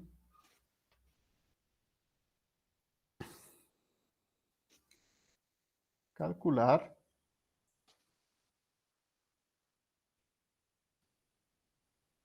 la probabilidad o amenaza, verán que ya voy ya reduciendo, ¿no? Es la probabilidad de excedencia, bla, bla, bla, la probabilidad o amenaza de un terremoto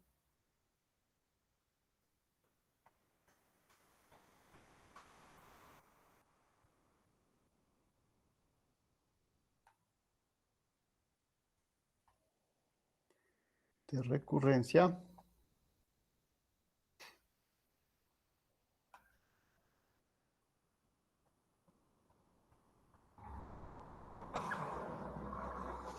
perdón.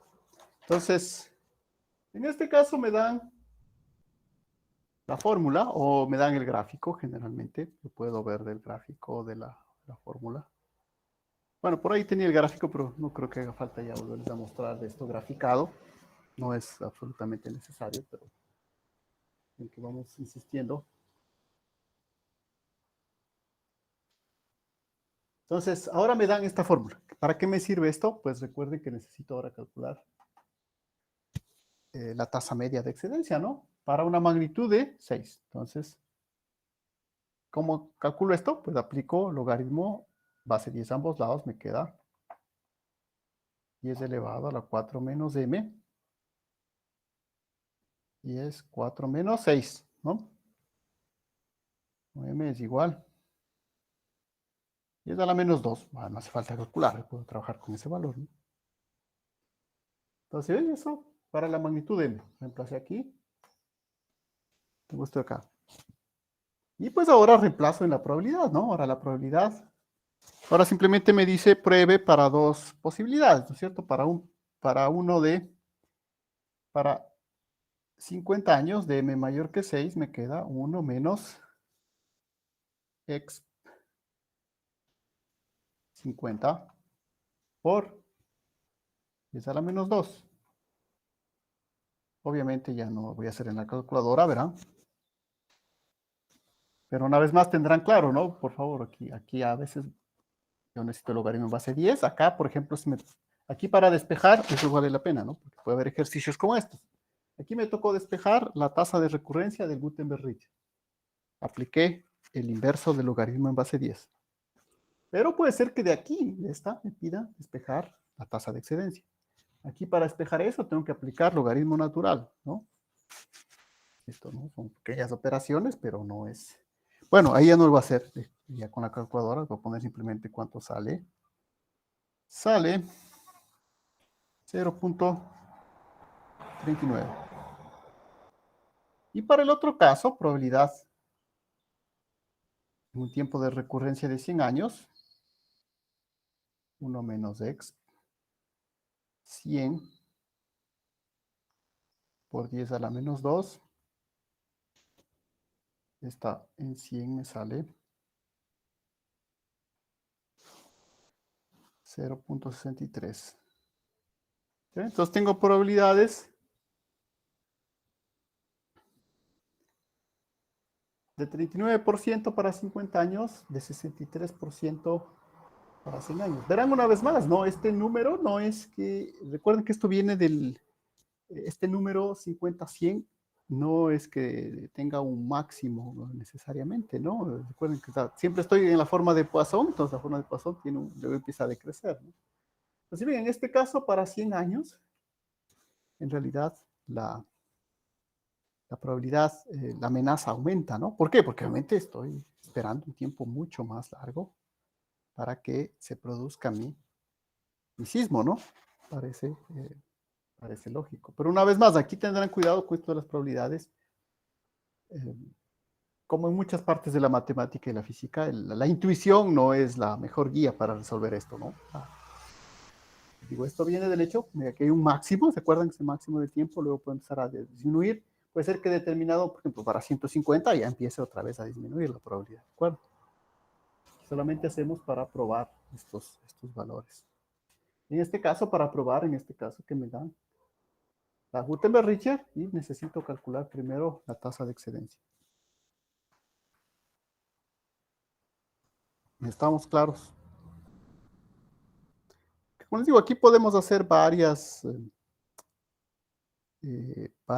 posibilidades, ¿no? Entonces, una vez más, por eso aquí ustedes ven, ¿no? 50 años, ¿por qué no tomo 100 años? En realidad, para que sea 100 años. Si el tiempo, la ley me dijera 100 años, pues puede ser mucho más grande la probabilidad, por lo tanto, mucho más grande la amenaza, por lo tanto, mucho más grande lo que tengo yo que invertir. Pero, pues, como digo, 100 años no hay construcciones civiles que se espera que duren así 100 años, ¿no? Y eso, justo ustedes van a llegar como profesionales cuando van a empezar a ver justamente el periodo de los 50 años de muchas obras importantes, por ejemplo, la represa de Paute.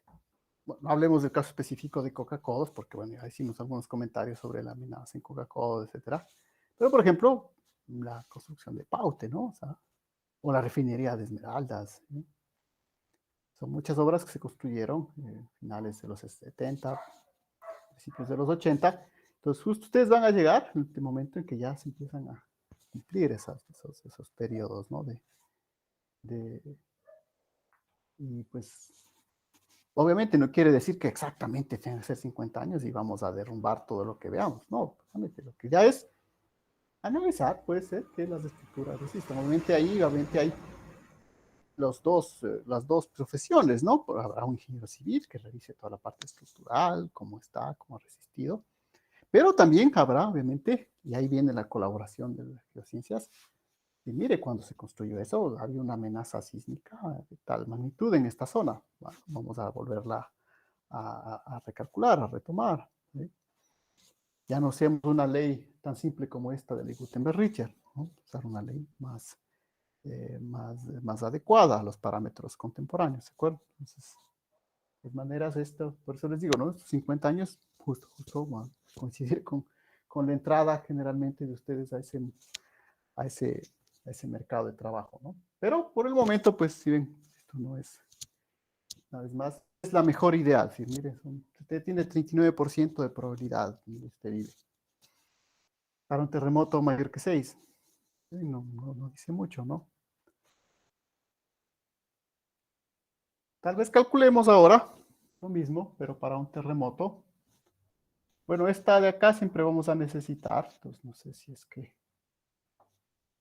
vamos a calcular ahora para una magnitud más pequeña, ¿no? nada más. Vamos a hacer, por ejemplo, nada más sin necesidad de estar. Ahora uno de 4, ¿no? Vamos a hacerlo más fácil. Esto obviamente me da 1, ¿no? 1. Reemplazo acá. Entonces, para este era 39%, este es 1.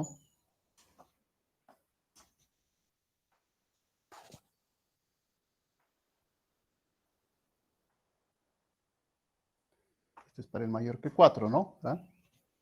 Mayor que 4, este sí no, obviamente no. Pero ya no les voy a mostrar en la pantalla, ¿no? Vamos a hacer simplemente aquí en la calculadora. 1 menos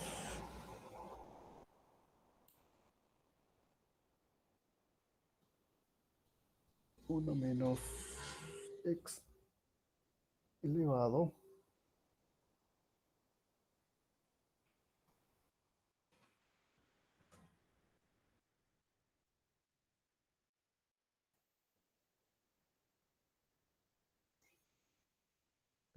aquí hice algo que está mal. Por 10. Sí, no, está bien. Claro, aquí obviamente esto me va a salir prácticamente, bueno, sale un número elevado a la 21, ¿no? O sea, por si acaso, ¿no? Prácticamente esto es, perdón, elevado a la no, no, esperen, justamente ahí está algo que estamos haciendo mal aquí. 1, no, sí está bien. 1 menos,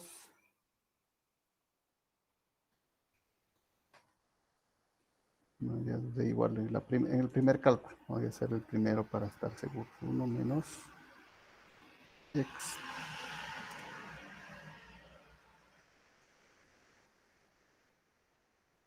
1 menos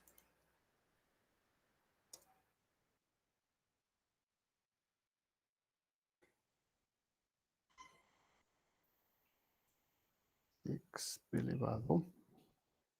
El primer caso era 50. 50 por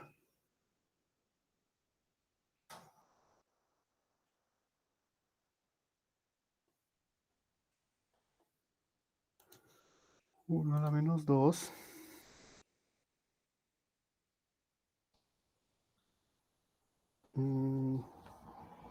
No, por eso es mejor, si ven, por eso siempre es mejor hacerlo en la calculadora, porque ahí 1x menos 50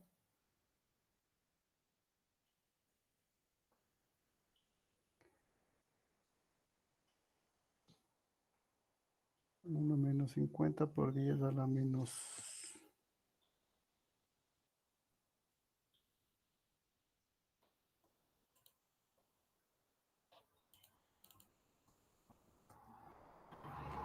1 menos. Es mejor, antes que hacer otros cálculos más, es preferible aclarar esto. Sí, mejor. 1 menos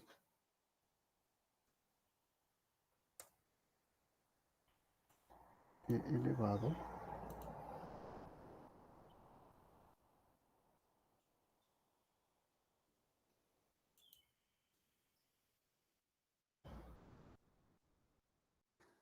50 por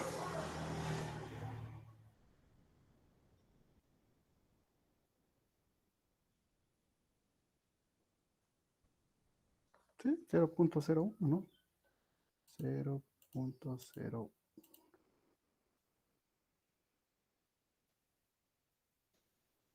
No, aquí hay algo que está mal en este ejercicio, o algo estoy reemplazando mal aquí. Sí, porque cuando hago esta operación, me sale un número negativo. Entonces, ¿sí ven? Cuando sale un número negativo, yo enseguida me doy cuenta de que algo está mal. Y claro, lo que está mal ya vi que es. No, no sé si ven lo que está mal. Pero eso quiero revisar que no haya estado mal en el momento que escribí la fórmula, ¿no? Es un pequeño error ahí en la fórmula como estoy escribiendo. Pero como ya le borré, pues por favor, revisen. Cuando yo le subrayé, me parece que hace un rato sí lo pusimos bien, ¿no? Pero ahorita que lo estoy aplicando, es exp menos, ahí me falta un menos, porque si no pero si ven, rápidamente me doy cuenta de que me falta algo, porque en el primero no lo había escrito, entonces si ven, ya como decían, solo le copié.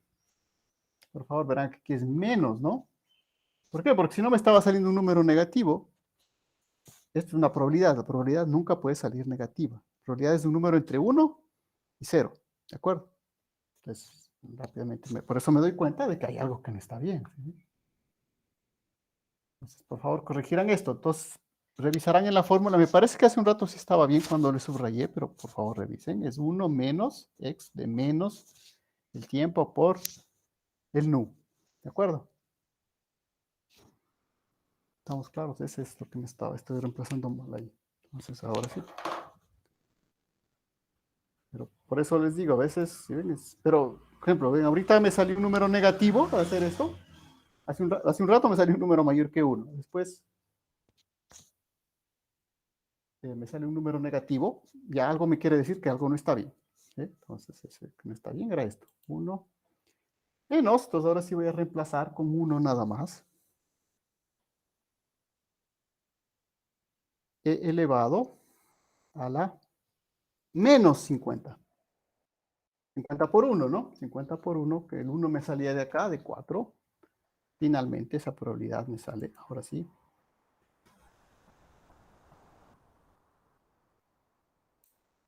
Y sigue.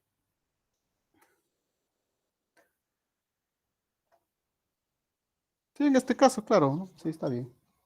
En la calculadora mismo, sí estaba bien, sí, me sale 1. Ahora sí, vamos a probar, ¿verdad? E1 menos E a la menos 50 por 1, esto es menos 50, esto es casi 0. Sale 1 directamente en la calculadora. Entonces, ¿cuál es la probabilidad de que yo tenga un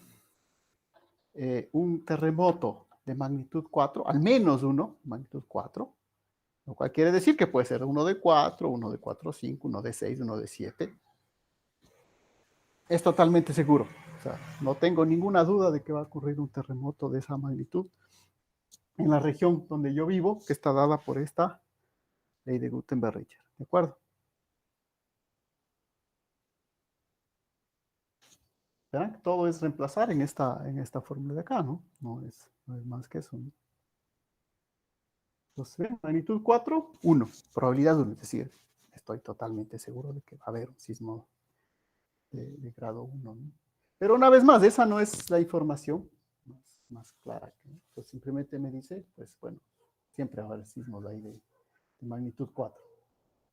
Pues verán que he calculado para magnitud 4, calculé hace un rato para magnitud 6, este era para magnitud 6, ¿no? Del 39%. Calculemos ahora uno para una magnitud más alta, claro, ya consideremos algo muy destructivo, ¿no? Uno de magnitud 7. Magnitud 7 va a quedar 10 a la menos 3. Entonces voy a reemplazar acá por 10 a la menos 3. Y vamos a ver, en este caso, este es para 4, ahora en 50 años para m mayor que 7.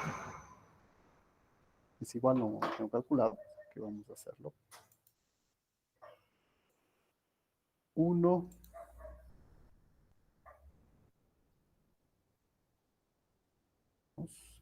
elevado a la menos 50.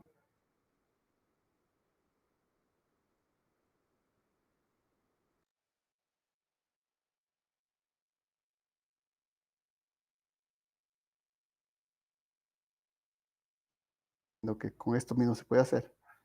50 por 10 a la menos 3.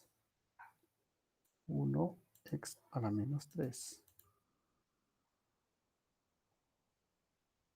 Me sale 0.048, por si acaso. Es 39%, 100%. Y esto me sale, de una vez les voy a poner con el multiplicado por 100, ¿no? Me sale 4.8, 4.9%. Entonces, si ven cómo cambia, ¿no? Cambia bastante la probabilidad. La amenaza de que haya un 6 es 39%, pero la que haya un 7 ya baja muchísimo menos, a 4.9%. Entonces, si ven cómo el cambio no es lineal, ¿no? Entonces, eso también hay que tener mucho cuidado con la apreciación de esto, porque aquí no hay linealidad. Recuerden que esto viene de los sistemas complejos, son sistemas que crecen, ni siquiera, no, ni siquiera crecen de forma exponencial, crecen de forma de potencia, ¿no? Por eso el logaritmo 10 ahí. Entonces, en este caso, ustedes ven el cambio, ¿no? Radical, de 4 a 6, esto ya es totalmente seguro. Acá 39% de probabilidad, una probabilidad que puedo considerar alta. Pero en cambio, si quiero para uno de 7, en este modelo de Gutenberg-Richter me sale apenas 4.9%, que podría decir, bueno, es una amenaza baja. Claro. Entonces, verán estos numeritos de 39 a 4.9, eso implica más o menos quintales de hierro, más o menos quintales de acero. Sinceramente no conozco, sería interesante ahora conocer a los compañeros que se dedican a la arquitectura, son nuestros compañeros de universidad, los que se dedican a la arquitectura con materiales no convencionales, cómo hacen el análisis parasísmico, ¿sí?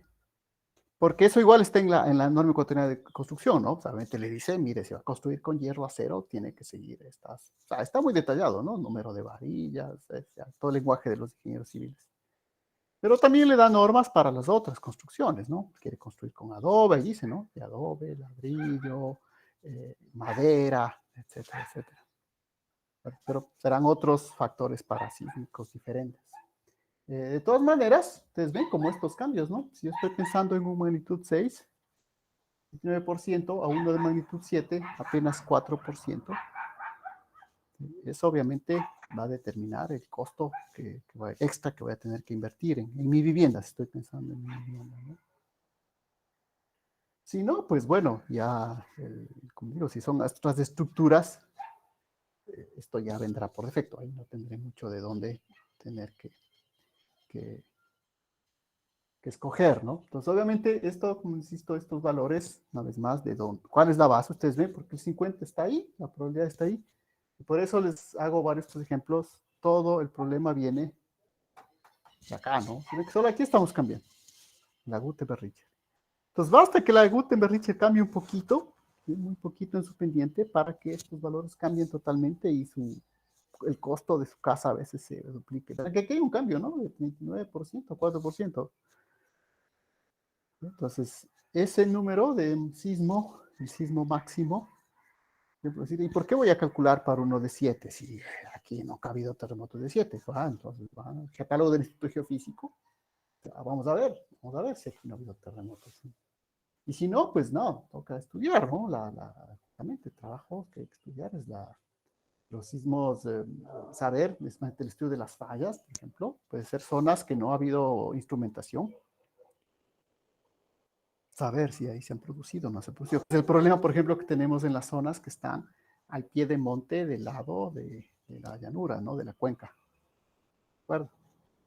Porque, bueno, aquí al fin y al cabo, todos los sismos que se han producido, se han sido siempre detectados por la red nacional, pues tenemos datos de más de 100 años para hacer esos diagramas.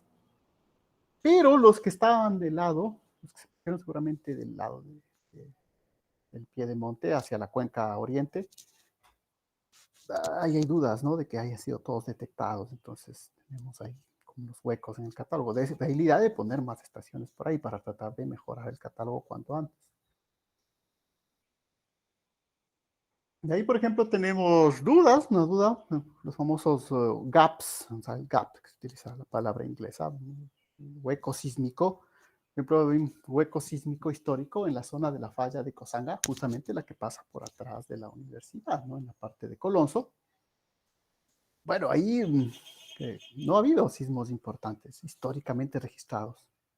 Eso quiere decir dos cosas, ¿no? O sea, que en realidad esa zona no produce ese tipo de sismos, o que en realidad la energía se está acumulando demasiado y no hemos tenido un sismo importante que haya despegado esa energía. Entonces, es una pregunta importante que hay que responder. Bueno, no sé si van a venir acá a vivir cerca de la universidad, pero pues, imagínense un sismo importante ahí. Estamos prácticamente pegados allá, ¿no? Uno de los famosos gaps sísmicos, no tenemos claro ahí ¿sí? qué es lo que sucede. Por eso hay que investigar. Ahí viene la geociencia. O sea, ¿qué mismo pasa ahí? Porque la zona, toda esa, como les digo, nuestra principal amenaza sigue siendo, como les digo, vivan o no vivan cerca de eso, la principal amenaza, como Ecuador, como país, es el sistema de Mayor, ¿no? La falla CSPP. Ahí se producen han producido los terremotos más destructivos. Una vez más, aunque, o sea, digamos, pero esos terremotos en Esmeraldas, en Manabí de subducción, es cierto, pero aún así esos son focalizados. Justo ahora, creo que es hoy, no sé, salió un paper interesante de unos japoneses, para que vean que investigaron el terremoto este de 1908 en Esmeraldas y Manabí. Lo interesante es que ellos lo investigan utilizando los registros de los mareógrafos de todo el mundo. ¿Sí? Como hay registros de las mareas, porque produjo un tsunami, a veces la gente dice, no, si en Ecuador no hay tsunamis. Bueno, es más, no era Esmeraldas en esa época, no era la playa de Atacames y toda la gente ahí, como es ahora, ¿no? Otra vez, eso vino después, eso vino con el bien petrolero. Tampoco es decir que no era una ciudad importante, pero no tenía el grado de urbanización. Entonces, 1908, la gente dice, no, que sí, tsunami. Bueno, justamente hoy salió, estaba leyendo, justo antes de entrar a la clase, paper de estos japoneses que logran determinar, estudiar bien la magnitud del sismo, ¿sí? Pero estudiando los registros de las mareas que produjo luego el tsunami del sismo. Es interesante, ¿no? Porque claro, hay registros también sísmicos, pero son bastante más escasos. En cambio, de las mareas hay muchos más, ¿de acuerdo? De toda la zona pacífica, inclusive mareógrafos que tenían ellos ya en Japón, muy precisos, utilizan esos datos para sacar cuál fue la magnitud, mejorar mucho mejor, calcular mucho mejor la magnitud de ese sismo tan importante, ¿no? Que fue el de 1908. Entonces, les digo, a pesar de que si los sismos de mayor magnitud estén ahí en esa zona, nuestro problema sigue siendo el sistema de estral mayor. Hay otras zonas también, pero bueno, esa es la parte más eh, que más necesita de seguir siendo estudiada, ¿no? Entonces, algunos de los temas que desarrollamos igual en la universidad están enfocados a estudiar ese problema, ¿no? De la falla, de esos gaps, esos famosos huecos sísmicos. Pero, pues les digo, o sea, en sí, trabajo para esto, pues no falta, ¿no? O sea, aquí es tantas las cosas que hay que hacer. Otro problema, obviamente, es la inversión, ¿no? O sea, esto tampoco... Pues, la idea de aquí es justamente, bueno, los recursos. A las ciudades les interesa esto, les interesa mejorar sus mapas de amenaza sísmica. Bueno, pues hay que invertir, tampoco hay que invertir millonadas, ¿no? O sea, les decía, una red pequeña de estaciones sísmicas se puede comprar por $10,000. O sea, 10,000. Obviamente, si quieren comprar las estaciones del geofísico, esa cada una vale 10,000. Nosotros vamos a instalar una red pequeña para vigilar ciudades pequeñas, no fallas específicas, por ejemplo. Pero bueno, puede venir la inversión o no puede venir. Ahí sí, pues, ¿qué podemos hacer? Tampoco es cuestión de matarse, ¿no? Pero bueno, esas son varias cosas que hay que seguir mejorando, ¿no? En el futuro a partir de esto. Y luego, pues, en los cálculos de las probabilidades. Entonces, yo creo que quedamos hasta ahí. Y como les digo, hay otras posibilidades más, ¿no? Por ejemplo, el siguiente me dice, tengo al menos 1, 2, 3 ejercicios más. Por ejemplo, dice la probabilidad de tener exactamente un terremoto en 50 y 100 años. Bueno, exactamente uno que tengo que hacer es para diferenciar, ¿no? La diferencia entre la probabilidad de excedencia y la probabilidad de reemplazar el 1 en la ley de Poisson, ¿cierto? ¿Cuál es la magnitud del terremoto para la cual tenemos un 10% de probabilidad? Pueden darme otro tipo, ¿no? Me dan la probabilidad, me preguntan la magnitud. Pues nada, tendré que despejar de aquí, ¿no? Tendré que, por ejemplo, si aquí me dan la probabilidad, despejo la tasa de excedencia y reemplazo acá para entender la magnitud. ¿No? Otra posibilidad. Y otra posibilidad podría ser la magnitud que tiene el 2% de probabilidad de excedencia en un retorno de 50 años. Bueno, parecido, ¿no? Me vuelven a pedir calcular la magnitud. ¿De acuerdo? Entonces, por favor, revisen estos cálculos. Estén seguros de que les funcionan todos estos números. Por eso les he hecho varias pruebas. Y verán este menos, por ejemplo, que me estaba olvidando ahí. Y eso, pues con eso podríamos hacer ya el examen, que ya saben, tampoco será muy complicado, pero sí requerirá que calculen bien, ¿no? Las amenazas, sobre todo, ¿de acuerdo? O sea, los valores de esas probabilidades. Y nomás recuerden, no, esto de acá, ¿no? Este es el punto de partida. Bueno, creo que quedamos hasta ahí. No, creo que seguiremos Listo, profe, gracias. nada más. Así que, Profe, una pregunta acerca del examen. ¿A sí. qué hora va a ser? Es el día miércoles, ¿verdad? O sea, ya saben que el examen en realidad no tiene una hora, ¿no? El examen lo que tiene es que yo les pongo en la mañana del día miércoles, con la idea de que tengan un día completo para resolverlo, ¿no? Entonces, una hora así, definitiva, no estamos, es seguramente cuando ya volvamos a lo presencial, ahí sí ya tendremos unas horas de examen y todo, pero sí, yo les pondré el miércoles en la mañana para que ustedes tengan el tiempo de revisarlo y ya saben que estamos tan aleatoriamente distribuidos, ¿no? Unos están por aquí, por allá, entonces el uno podrá venir, ver, no sé. Pero obviamente tampoco para 24 horas me parece más que suficiente, ¿no? Inclusive por si después en la tarde tienen alguna duda adicional, obviamente no para resolver el examen, pero pues quizá puede haber una duda adicional porque estamos trabajando todavía en este sistema de tutorías, ¿verdad? Que esa es la cuestión de esta forma de trabajar, que como insisto será ya la última. Entonces, esa será un poco la fecha, la duración del examen, ¿de acuerdo? Ya, listo, gracias, profe. Bueno, entonces, si no hay más dudas, nos quedamos hasta ahí.